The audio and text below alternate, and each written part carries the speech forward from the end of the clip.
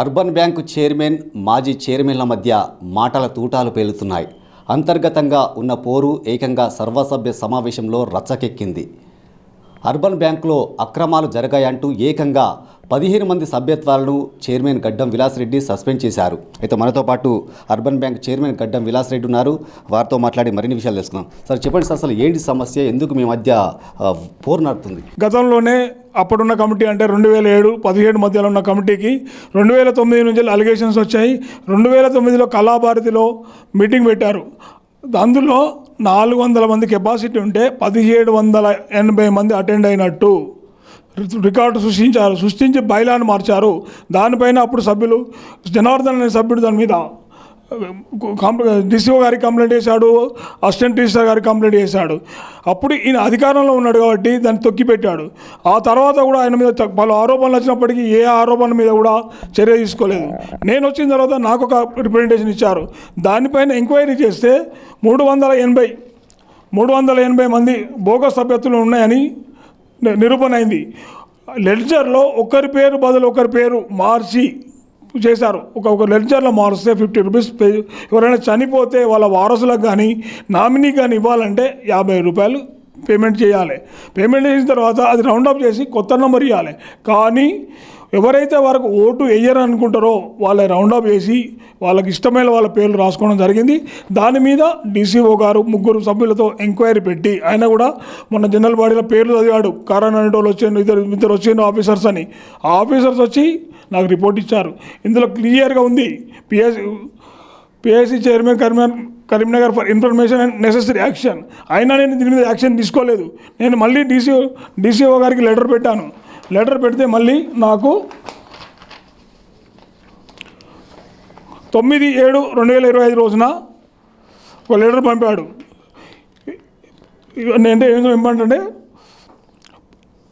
కరీంనగర్ యందు పలు కారణాలతో పలు సందర్భాల్లో అనుమతిగా డబ్బులు తీసుకున్నారని, వాటిని ఎలాంటి క్లెయిమ్ చేయకపోగా వాటిని నిబంధనల విరుద్ధంగా రద్దు చేశారని, బ్యాంకు నందు సస్పెన్స్ లెటర్ అందుబాటులో లేదని, మరియు సభ్యత్వ నిధి విషయమై అనుమతి ఖాతాల నిధుల విషయమై 50% జీతం ఒక ఎంప్లాయీ, అదే మీరు గోల్డ్ లోన్లో 50% ఎంప్లాయీ, దాని వాళ్ళకి పాలక వర్గంపై ఆరోపణలు నిరూపితం అయినందువల్ల వారిపై బ్యాంకు బైలా మరియు సహకార నిబంధనల ప్రకారం సభ్యతను తమరు కోరారు.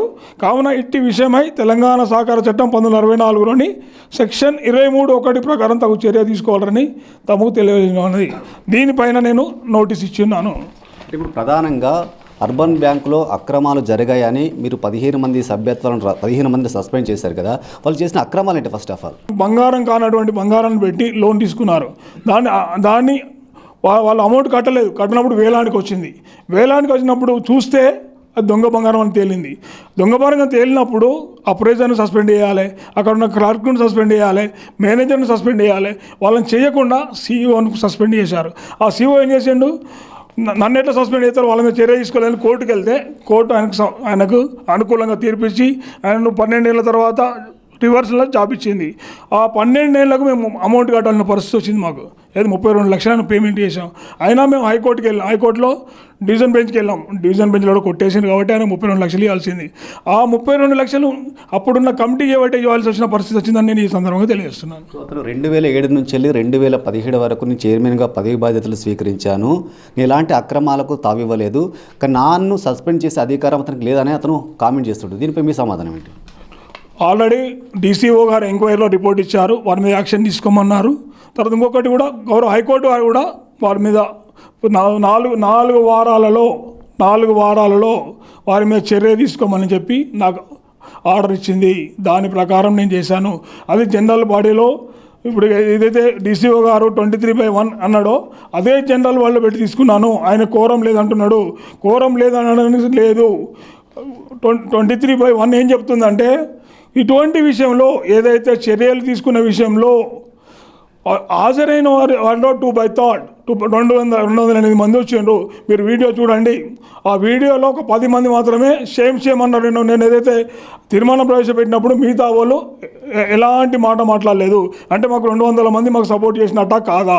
మాకు హైకోర్టుకు వెళ్ళి మేము దానిపై విచారణ జరిపించుకొని కూడా మేము చెప్తామంటున్నారు కదా. ఇప్పుడు మీ ఇద్దరి మధ్యలో వార్ నడుతుంది కదా, మరి ఇప్పటి వరకు మా హాయంలో 60 కోట్ల వరకు మీ డిపాజిట్లు కలెక్ట్ చేశాం, వీళ్ళ హాయంలో ఏం చేశారని ప్రశ్నిస్తున్నారు. నేను వచ్చి 1 ఇయర్ అయింది, నువ్వు డిపాజిట్ కలెక్ట్ చేసిన వాస్తవమే, కానీ నువ్వు ఎన్ని లోన్లు ఇచ్చావు? 60 కోట్లు 65 కోట్లు చూపెడుతున్నావు. నువ్వు ఇచ్చిన లోన్లు ఎంత? బ్యాంకులను మూలుగుతున్న డబ్బు ఎంత? నువ్వు ఇచ్చింది 3 లక్షలకి ఎక్కువ ఇవ్వలే లోను. నేను వచ్చిన తర్వాత ఈ అమౌంట్ను 20 లక్షలు 30 లక్షలు కూడా ఇచ్చిన నేను. ఎందుకంటే బ్యాంకులో ఉంటే ఇంట్రెస్ట్ రాదు, బయటకు వెళ్ళాలి, ఇంట్రెస్ట్కి వెళ్ళాలి. నువ్వేం చేసావు? చర్చకు సిద్ధం, నువ్వు ఎక్కడ రమ్మంటే అక్కడ చేద్దాం. నువ్వు బ్యాంకు డెవలప్ చేసావు కాదంటలేను, కానీ నువ్వు ఉన్నప్పుడు ఎంత లాభం వచ్చింది? ఇప్పుడు 1,20,00,000 లాభం ఉంది. ఇప్పుడు ₹1,00,00,000 లాభం దాకా తీసుకొచ్చినావు. నువ్వు ఉన్నప్పుడు ఎంత? 40-50 లక్షలు వచ్చింది. మరి దానికి సిద్ధమాను? నువ్వు ఎంత చేసావని కాదు, బ్యాంకుకి ఎంత లాభం వచ్చిందని చూడు. డిపాజిట్లు ఎన్ని ఉన్నాయని కాదు, నువ్వు డిపాజిట్లు నీ దగ్గర పెట్టుకుంటే లాభం లేదు, అది బయటకు వెళ్ళాలి, ఇంట్రెస్ట్ లోపల వెళ్ళాలి. నీ హయాంలో కరెంట్ అకౌంట్లు మొత్తం వెళ్ళిపోయినాయి. గవర్నమెంట్ అకౌంట్స్ ఉండే అవి పోయినాయి. కామధేను అకౌంట్, కరెంట్ అకౌంట్ ఉంటే బ్యాంకుకి లాభం. నీకు డిపాజిట్లతో బ్యాంకు లాభం లేదు. డిపాజిట్లతో నువ్వు వాళ్ళకు ఇంట్రెస్ట్ పే చేయాలి. అంటే ఒక రకంగా నువ్వు బ్యాంకులు లా చేసినట్టు. నువ్వు డిపాజిట్లు ఎంత తీసుకుంటావో లోనింగ్ అంత వేయాలి. అంటే ఓటర్ లిస్టులో కూడా అతను అక్రమాలు చేసిండని కూడా మీరు ఆరోపించారు కదా, ఆయన చేసిన ప్రధాన ఓటర్ లిస్టులో ఏం అక్రమాలు చేశాడు?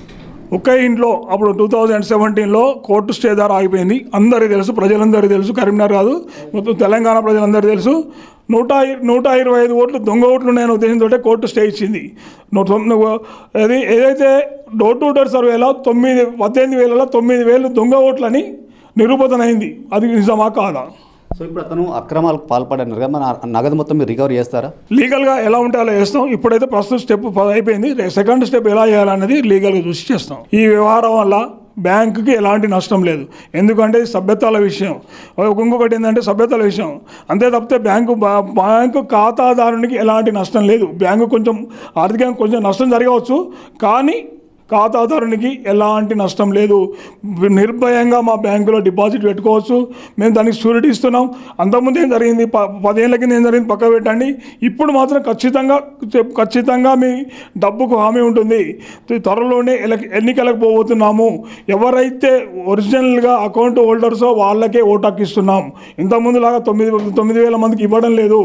ఎవరైతే బ్యాంక్ యాక్ట్ ప్రకారం, బైలా ప్రకారం ఎవరైతే బ్యాంకులో అకౌంట్ ఉంటుందో వాళ్ళకే సభ్యత్వం ఇవ్వాలి.